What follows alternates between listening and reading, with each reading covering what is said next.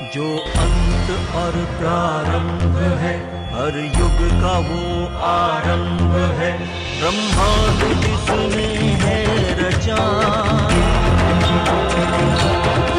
संसार जिसने है बसा, ये कथा देवकी नंद की।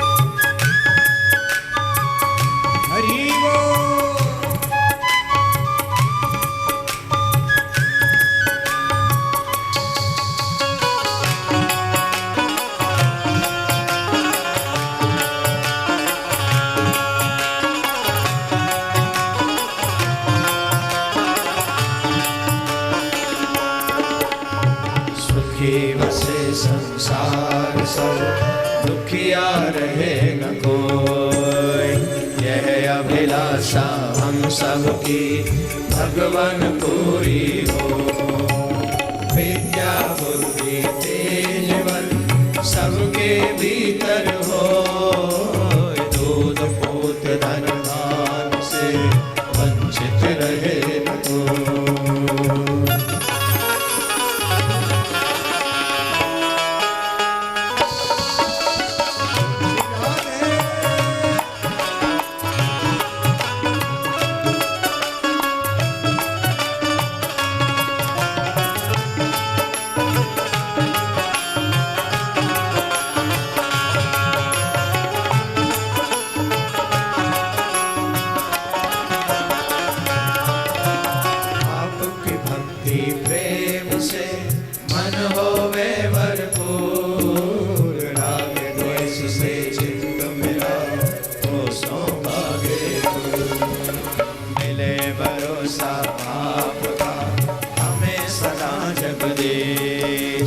आशा तेरे नाम की बनी रहे ममई।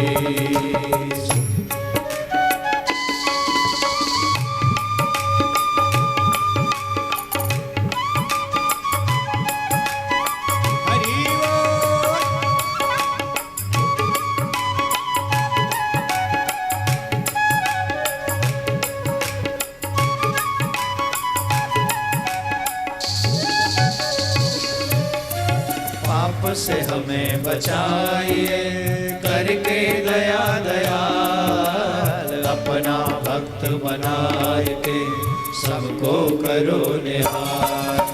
दिल में दया उदारता, मन में प्रेम अपार, हृदय में धीर दीनता, हे मेरे करतार।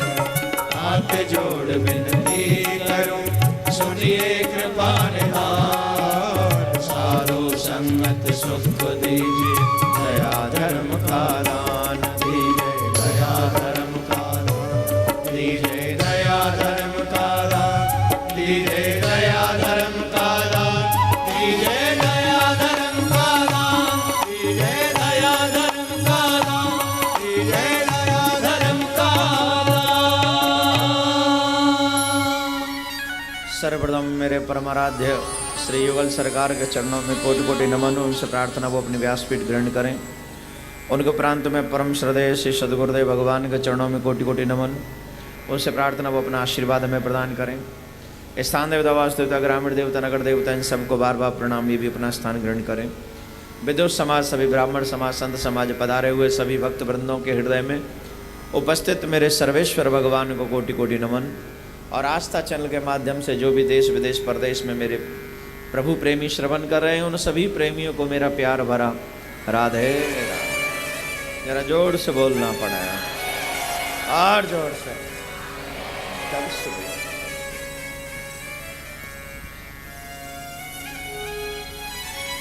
दूसरों के लिए प्रार्थना। विश्व में शांति। इस भयानक समय में जहां इतना बुरा वक्त आ गया है कि मानवता का वध सिर्फ मानव कर रहा है, इंसानियत की हत्या सिर्फ इंसान कर रहा है, जहां अपने स्वार्थ के लिए हर कोई एक दूसरे के साथ खिलवाड़ कर रहा है, ऐसे भयानक समय में आप लोग सब विराजमान होकर विश्व की शांति के लिए प्रार्थना करते हो। ये अपने आप में बहुत बड़ा यज्ञ है। कभी तो वो दीनबंधु हमारी प्रार्थना सुनेंगे, कभी तो वो करुणा सिंधु को करुणा आएगी, कभी तो इस संसार में ऐसा भी पल आएगा जब इस पूरे ब्रह्मांड में सिर्फ शांति ही शांति होगी। हम इसकी शुरुआत करें। हम चुपचाप नहीं बैठ सकते। अगर हमें दूसरों के अपने घर में शांति चाहिए तो इसका मतलब है हमें शांति का दान देना पड़ेगा, हमें दूसरों के घर में भी शांति को लाना पड़ेगा। इसके लिए हमें ईश्वर से प्रार्थना करनी होगी, भगवान से प्रार्थना करो। और जब हम भगवान से प्रार्थना करेंगे तो एक दिन ईश्वर हमारी प्रार्थना जरूर सुनेंगे। पाप से हमें बचाइए करके कृपा दयाल, हमें पाप से मुक्ति दिलाओ। और हमें सिर्फ इतना चाहिए, हृदय में धीर और दीनता, हमारे हृदय में धैर्य विराजमान रहे, दीनों को देखकर दया उत्पन्न हो जाए। दया धर्म का दान। हमारे जीवन में ये 3 चीजों का दान कृपा करके दे दीजिए। दया हृदय में हो, धर्म के पथ पर चलें, दया धर्म और साधुओं का संग। अगर ये हमारे जीवन में बना रहे तो हमारा भी कल्याण हो जाएगा। हे भुवन सुंदर, हमारे ऊपर कृपा बनाए रखें।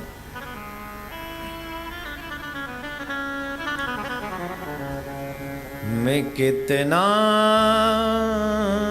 अधम हूँ ये तुम ही जानो।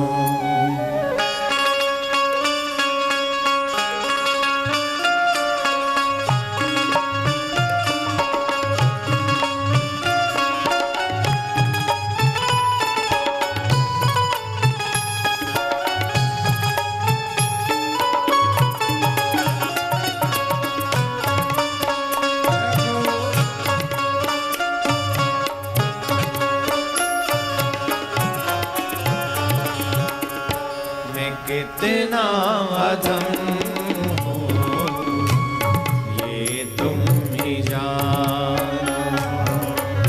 मैं कितना अधम हूँ ये तुम ही जानो। मैं क्या चाहता हूँ ये तुम ही जानो। मैं क्या चाहता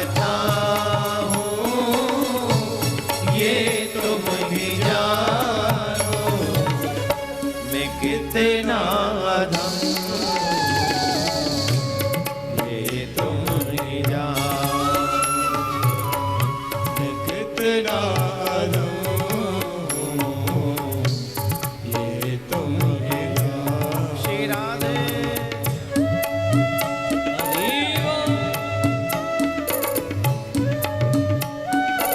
श्री राधे।